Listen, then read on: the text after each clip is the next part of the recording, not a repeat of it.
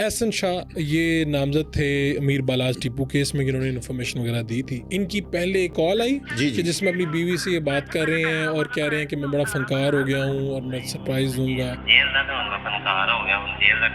तो ये कॉल बाहर कैसे लीक हुई? ये बात तो 100% है कि जेल से होने वाली हर कॉल रिकॉर्डेड होती है। जिस खातून से उसने बात की है ना, ऑडियो उस खातून से कहीं शोखी में निकली है।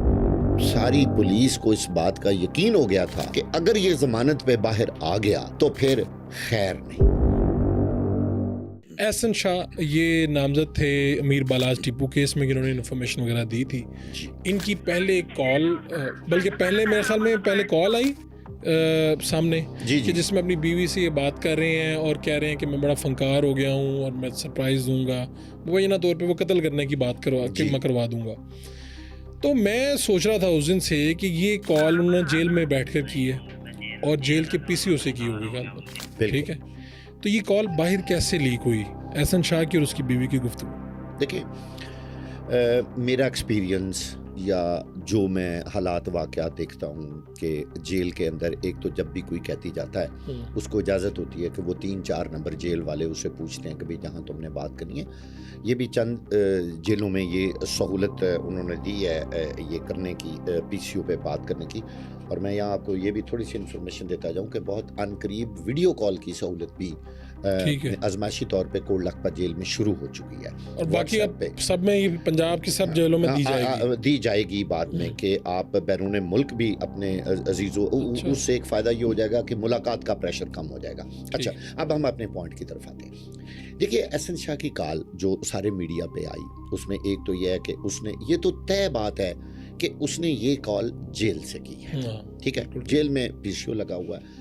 अब ये बात तो 100% है कि जेल से होने वाली हर कॉल रिकॉर्डेड होती है, चाहे वो किसी फोन से हो रही है, चाहे वो किसी पीसीओ से हो रही है, कहीं से भी हो रही है। नहीं, देखिए, पीसीओ के अलावा वहां से कॉल नहीं हो सकती, जैमर लगे रहते हैं। 100%। यानी अगर कोई बंदा ये कहे कि जी मैं वहाँ मोबाइल पे बैठ के बात कर रहा हूँ, तो मैं नहीं मान सकता। अगर ये हो सकता है कि कोई बहुत किसी ने बड़ा काम कारनामा करना होगा, किसी वक्त जैमर बंद हो और तो कोई जेल का मुलाजिम जो है वो उसको मोबाइल दे दे, तो वो एक अलग बात है।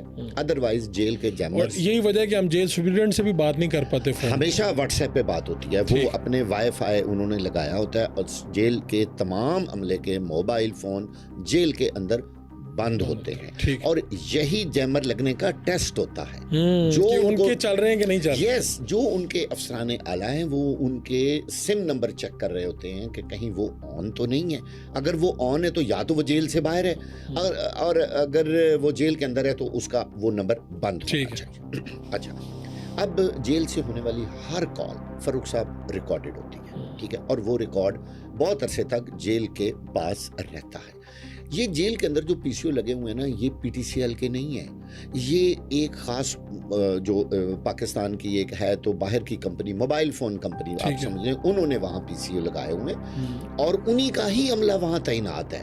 अच्छा, ये हाँ, ये बाकायदा वहाँ बने हुए हैं बात करने के लिए, इसी तरह जैसे हम बात कर रहे हैं। वो ठीक है, फोन लगे हैं, आप बात कर रहे हैं और वो बात रिकॉर्ड हो रही है और वो कंपनी पाबंद है उनको रिकॉर्ड रखने की। वो रिकॉर्डिंग कौन निकलवा सकता है? कोर्ट।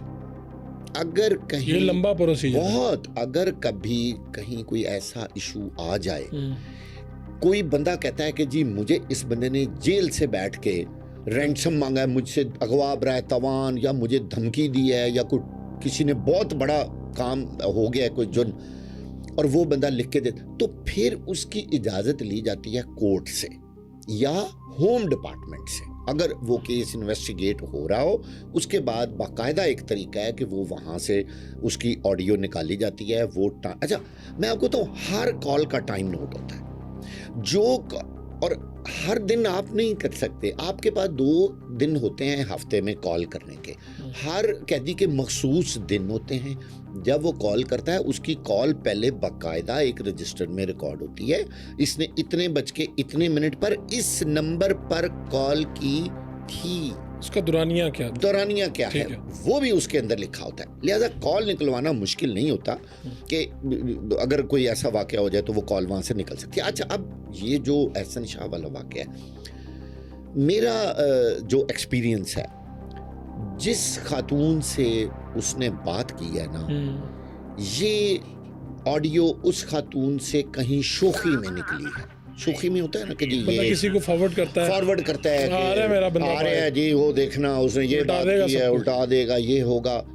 शायद बहुत बाएतमाद लोगों को उसने की हो, क्यों? लेकिन या शायद उसको इसकी सेंसिटिविटी का अंदाजा ही ना हुआ हो कि इसके असरात क्या हो सकते हैं। वो चलती चलती पुलिस के हाथों लग गई। उनके लिए तो ये बहुत बड़ी बात थी। उनका अच्छा, इसका मतलब है कि उसके तो ये इरादे हैं, वो जेल से बाहर आएगा तो कत्लो गारत करेगा, पुलिस वालों को कत्ल करेगा। लिहाजा इसलिए उस कॉल की अहमियत ज़्यादा हो गई और उसी कॉल की वजह से ही वो अपनी जान खो बैठा। मैं आपने बिल्कुल सही कहा है। मैं आपको बिल्कुल यकीन से कहता हूँ कि एहसन शाह की मौत सिर्फ इस वजह से हो गई। किसने की ये सारी दुनिया को पता है, कैसे उसको मारा गया वो एक लंबी बात है, लेकिन उसकी वजह ये थी कि सारी पुलिस को इस बात का यकीन हो गया था कि अगर ये जमानत पे बाहर आ गया तो फिर खैर नहीं।